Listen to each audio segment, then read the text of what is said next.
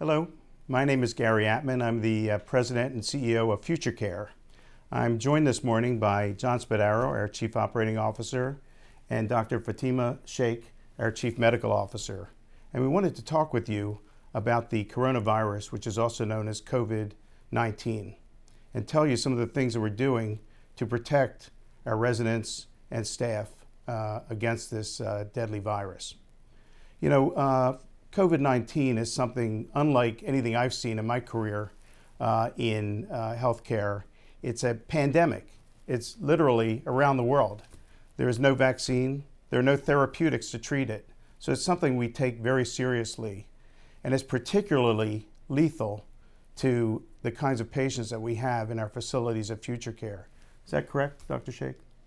That is very correct. So COVID-19 is a kind of coronavirus, and we know that there is no treatment for that, and especially for older adults who have medical problems, they can be negatively impacted by the virus. And our understanding is that there's high mortality in older adults as well. So that's why we are very cautious, and we want to keep this virus out of our communities. Great, and it's great to have you as one of the leaders on our team and our Chief Medical Officer with your fantastic background as a Johns Hopkins trained geriatrician, really one of the finest in the country. We're just glad to have you with us. And John, we've been speaking about the best way to deal with this virus is to keep it out of our buildings. Absolutely. We're laser-like focused on keeping this virus out of our facilities. We've done many things over the past few weeks. We are in the influenza season, so we've been preparing enhanced efforts for the past few months just to combat the normal influenza season. And many of the precautions that you take during that time period are also the same precautions that you would take during this time period. As Gary said, it's a much more lethal virus, so we have had to put into place additional restrictions on visitation. We're following guidance from state and federal agencies. As you probably have heard, the governor of Maryland has declared a state of emergency. So we are following all the recommendations from the Centers for Disease Control and the federal government and state regulators as well. So John, before we get into our restrictions, let's tell our families, our patients, our staff, anyone watching this, how much work we've been doing to prepare for this and how much we've put into this. So we set up a task force, and we're all on the task force. We also have some other folks, just most of our executive leadership team, and then people from the field. Correct. We have a multidisciplinary team focused on various aspects of our effort in order to combat this potential spread of this virus. We have experts, outside consultants, including infectious disease physicians, environmental hygienists, as well as all the disciplines within our company that are helping work on various contingency aspects of this potential spread of this problem. For example, our human resources personnel are working on making sure that we have enough staff to take care of everyone, as well Very as important. Yes, Yeah. And our infection preventionists are key in this effort. We have infection preventionists in every facility, and we're working with enhanced staff training. We've put additional signage in place. We are just really emphasizing cleanliness, hand washing, sanitation. We continue to enhance our emergency preparedness. We are making sure that we have adequate supplies on hand for any contingency, and our staff is laser-like focused on meeting the needs of our residents. What else did you learn from the experience with the infectious disease doc when you walked through, and how are we putting those lessons into action?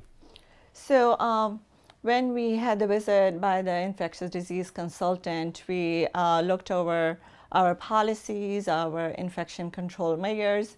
So we have all the necessary tools for infection control, but given the COVID-19, we want to enhance our infection control measures and precautions.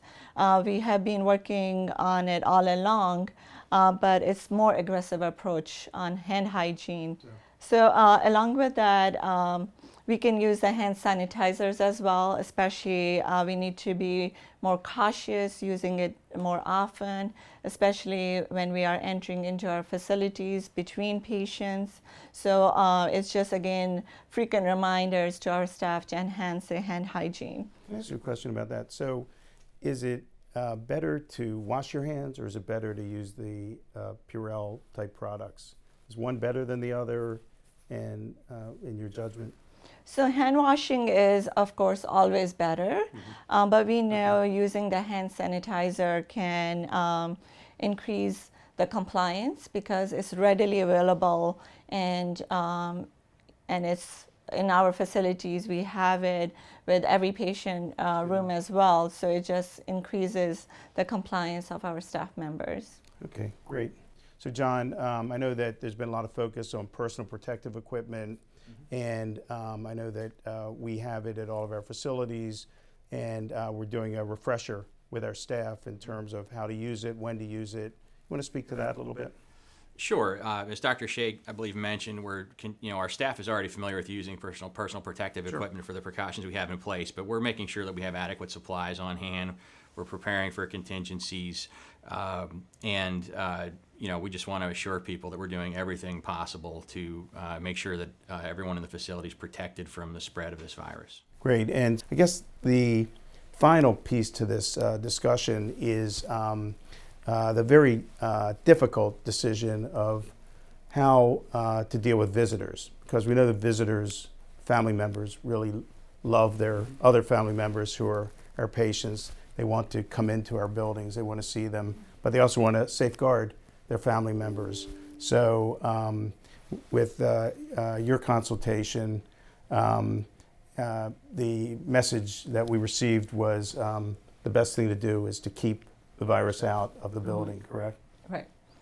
Right. So, so we understand it's very vital for our residents to see their family members, but given the COVID-19, we want to safeguard our residents from any exposure or potential exposure to COVID-19. And the steps we have taken is to protect our residents and our staff members. So restriction can pose a very difficult time on our facilities, given that it's a social interaction with the family. And for our residents who live in the facilities, who are our long-term care residents, that's their home. So we understand that it is a very difficult time for our communities, our facilities, but we are making all the necessary arrangements to make sure all the family members who need to reach out to their loved one in our facilities can do so. So we are being creative in finding ways to do that. So we are hopeful that, with all the necessary steps that we have taken, we will be able to ensure that that we keep this virus out of our facilities. But we do understand that risk is out there.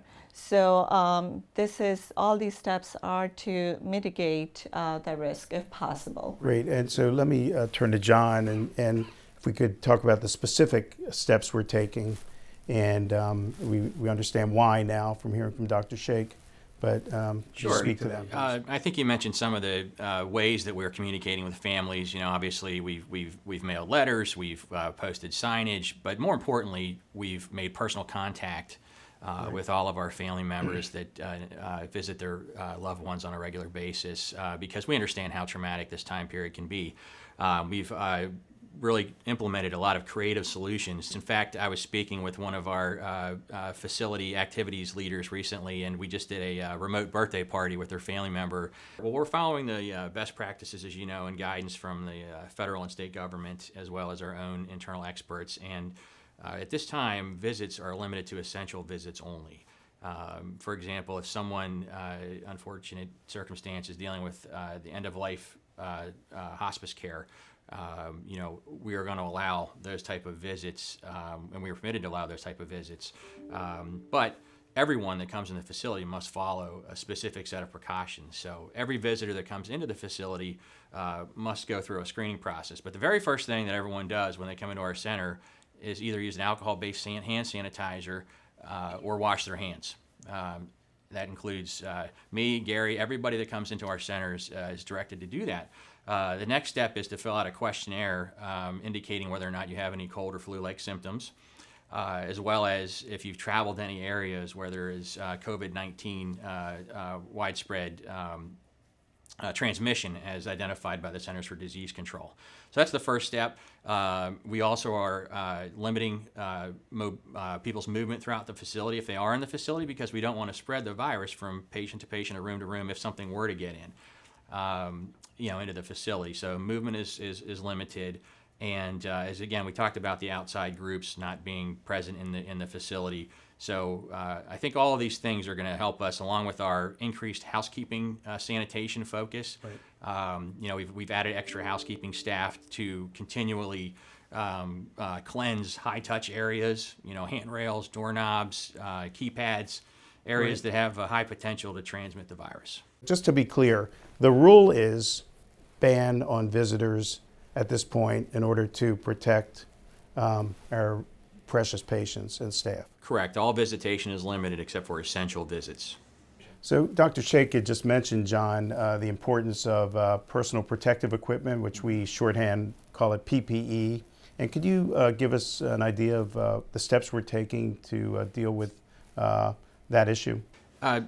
Yeah, in terms of personal protective equipment, we made extraordinary efforts to assure that our staff and patients have the equipment they need to stay safe and reduce the spread of any infectious disease. So we're working with our national suppliers. We've sourced alternative source suppliers to make sure that we have met those needs. And in addition to that, we have also enhanced screening of our staff members, as we had touched upon before, but also our residents and patients. So we are certainly on high alert to make sure that we are watching for any symptoms, flu-like symptoms, any respiratory symptoms in our patients. So what specific symptoms would you be on the lookout for?